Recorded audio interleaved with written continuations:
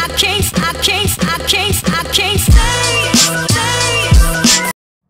guys, so May 13 na at wala pa rin akong internet hanggang ngayon sa bahay, kaya hindi ako nakakapag-upload ng mga video and hindi na rin ako nakakapag-FB.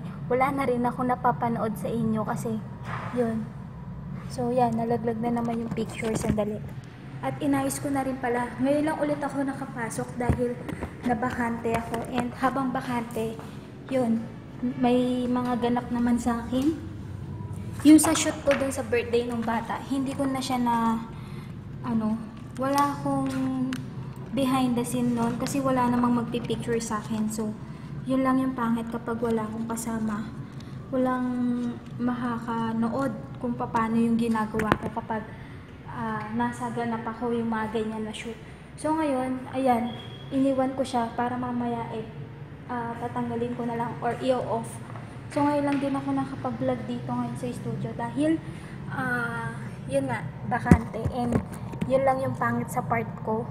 Pero, tiyagain ko na siya. And, yan. Kaya pala ako pumasok kasi nagbayad ako nito, yung mga benefits. Kaya kaso, yung SS, ay yung pag-ibig ko, ako yung mag-shoulder. Kasi yung,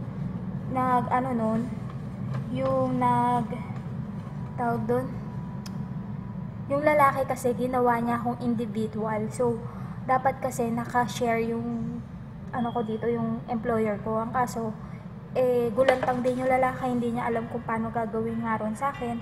Kaya yun, wait lang. May nag-text. Wait lang. I can't stay.